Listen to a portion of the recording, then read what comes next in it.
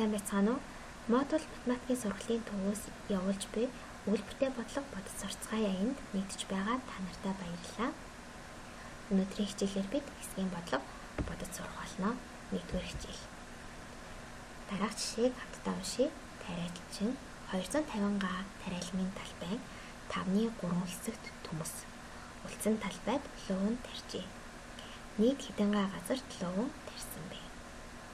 Өгүүлбэртэй бодлого бодохын хамгийн чухал хамгийн ихний алхам бол өгүүлбэрээ маш сайн ойлгох явдал юм. Иймд өгүүлбэрээ бүгдээрээ 6-аар дүрслэн үзье. Тариачин тариалгын талбайд төмөс ба луван тарьсан. Тэгвэл тариалгын талбайг дараах байдлаар дүрслэе. 250 га тариалгын талбай. Үүний төмсөө 5 хуваасны 3 хэсэгт төмс тарьсан буюу бүх тариалгын талбайг 5 тэнцүү хуваасны 3 хэсэгт төмс тарьжээ. Энэхүү бүх талбайгаа 5 тэнцүү хэсэгт хуваацгаая. 1 2 3 4 5. 5 тэнцүү хэсэгт хуваасны 3 хэсэгт нь төмс тарьсан. Тэгэхээр 1 2 3 хэсэгт нь төмс тарьсан.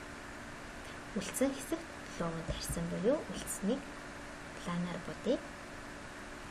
За өгөгдлөө бид нэр бүрэн ойлголоо. Үүний дараагийн алхам өгөгдлөө товч хүчилэл болгон бичье. Бидэнд луван ба төмс байгаа. Тариалгын талбай 5-ны 3 хэсэгт буюу бүх талбай 5-ны 3 хэсэгт төмс. Үлдсэн талбайд луван тарьсан. Нийт 250 га газарт тариа тарьжээ. Нийт хэдэн га газарт луван тарьсан бэ буюу бид луван тариалсан талбайг олох нь. Товч хүчил бичсэний дараа бид нэр хэрхэн бодох аргачлалаа сонгоно. Хамгийн түрүүнд юу олж чадах вэ бид нэр? Луван олж чадахгүй. Учир нь үлдсэн талбайд луван тариалсан. Тийм ээ. Тэгэхээр хамгийн ихэнд өгсөн зүйл нь бүх талбай 5-ны 3 хэсэгт буюу төмсөө олж чадна. Бүх талбай нь 250 га. Түүнийг 5 тэнцүү хэсэгт хуваасны 3 төмс. Нийт төмсний хэмжээг олсны дараа бид нэр үлдсэн талбай буюу нийтээсээ төмсний тариалсан талбайгаа хасаад луван тариалсан талбайгаа олж болох юм. Ийм ихний асуулт тариачин хэдэн га газар төмс тарьсан бэ? Бүх талбайг 5 тэнцүү хэсэгт хуваасны 3. Иймд бүгдээрээ бүх талбай буюу 250 га газараа 5 тэнцүү хэсэгт хуваана. 250-ыг 5-д хуваавал 50 га газар. Тэгэхээр 5 тэнцүү хэсэг хуваасны 1 хэсэг нь 50. Тэгэхээр бүгд 50 гээд нийт 5 тэнцүүст хуваагдсан. Үүний 3 хэсэгт маань төмс тарьсан буюу 50-ыг 3-аар үржээд 150 га газарт төмс тарьжээ. Дараагийн асуулт тариачин хэдэн га газарт луван тарьсан бэ?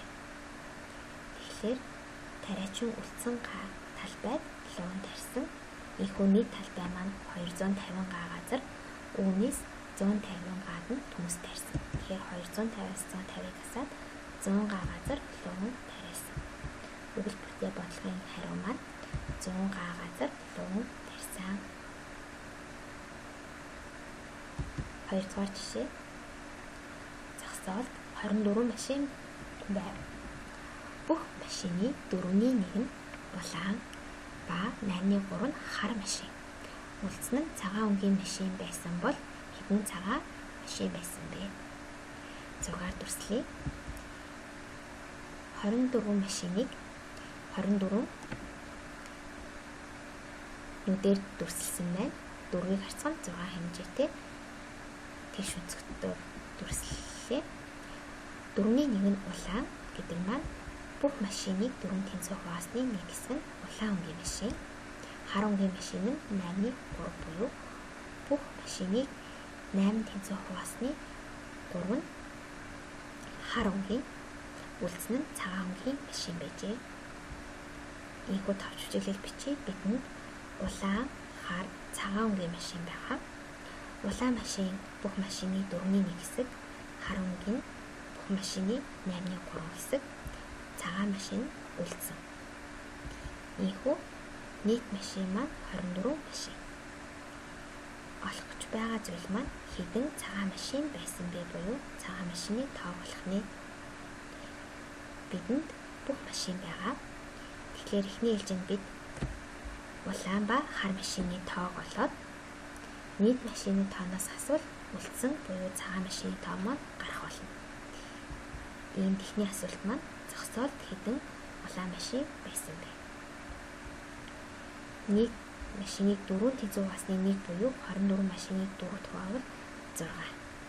Тэгэхээр 6 машин маань улаан өнгөтэй байсан байх нь 6 тэмдэглвэл нийт машиныгаа 4 тэнцүү хэсэгт хуваагаад 6 хуваахад 6 машин нь улаан өнгөтэй байжээ. Дараагийн асуулт зогсоод хэдэн хар машин байсан бэ? Бүх машины 8-ны 3 хэсэг. Тэгэхээр бүх машиныг эхлээд 8 тэнцүү хэсэгт хуваагаад 3 хэсгийг олох нь. За тэгэхээр эхлээд 24-ийг 8-д хуваая. 3 машин энэ маань бүх машиныг 8 тэнцүү хасны 1 хэсэг нь. Үүнийг 3 хэсэгтэй тэнцэх учраас 3-ыгаа 3-аар үржээд 9 машин, 9 хар өнгийн машин байсан байх нь 6 тэмдэглвэл 9 хар өнгийн машин байжээ. Үлдсэн маань цагаан өнгийн машин буюу 6-аас бол бид нэр тоолоод олчиж болж байна. 9 цагаан машин байж за бодолт хийвэл нийтээсээ улаан ба хар машины тоог хасаад 9 цагаан машин. Ийхүү бодлогын хариу маань 9 цагаан машин зогсоолт байсан байх нэ. Өнөөдрийн хичээл энэ хүрээд өндөрлөж байна. Дараах бодлогыг биедан бодоорой. Мөн манай сургалтын төвөөс хамтдаа үйлбэр бодлого бодъё булан эхэлж байгаа. Тэгэхээр дээрх бодлогод болон илүү сонирхолтой бодлогуудыг хамтдаа бодцгоогоорой. Хичээлдээ идэвхтэй оролцсон та бүхэнд баярлалаа. Дараагийн хичээлээр дахин уулзцгаая.